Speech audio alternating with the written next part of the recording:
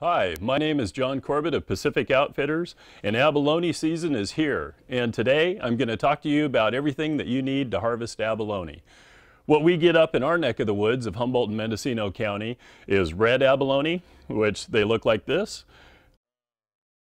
When you go to harvest abalone, Fish and Game requires that you have a measuring device. Red abalone have to be 7 inches or larger. And here we have an example of an abalone gauge. This is an aluminum one. These can also be purchased for a little bit less money in a plastic gauge. And basically these you put across the abalone to make sure that he falls on the outside of that gauge. And in this case, this is a big one, so he easily surpasses 7 inches. In order to remove abalone from the rocks, what you'll need is an abalone iron.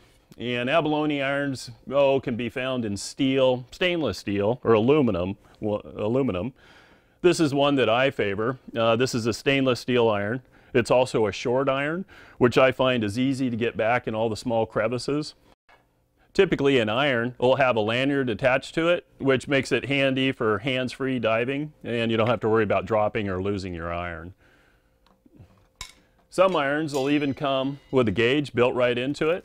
This is actually really handy because you've got the two always together. On the gauges, besides in 7 inches, you can also buy them for your trophy hunters. You can buy them in 8-inch, 9-inch, or all the way up to a whopping 10-inch gauge. And as we can see, this is a nice abalone we've got here. When gathering abalone, you need to put them somewhere, and the most common thing that people use is an abalone float. This is a really cool design that they came out with years ago, where you've got an inner tube with backpack straps on it and a zippered pouch where we can put the abalone inside. This one also happens to have an accessory pouch where you can put ab iron gauge, that sort of thing, small accessories. What I like to do with these is when I'm at the vehicle headed down to the water is I'll throw my mask, fins, snorkel, all that sort of stuff inside my float tube, throw it on my back with the backpack straps, head down to the water. It's really nice when you head back to the car because you've got your abalone and everything else in there, and it makes it easy to pack it back out on your back. Typically, guys will tie a line to this with a lightweight 1 or 2 pound that they'll wrap around kelp or whatever to hold your float in your dive site where you're at. Another thing that abalone can be put into is a goodie bag. And this can either be attached to your weight belt, or people can tie this to an inner tube or a boogie board or any kind of floating device.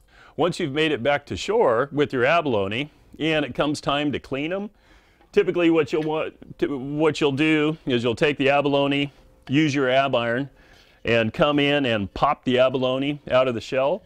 You then clean and trim off all the black off of the abalone.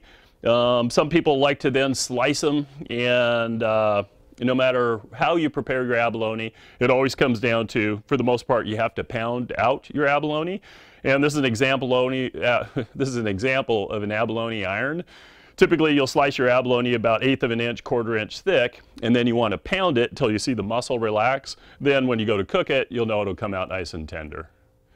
I'm John Corbett of Pacific Outfitters. Thanks for watching my abalone clinic.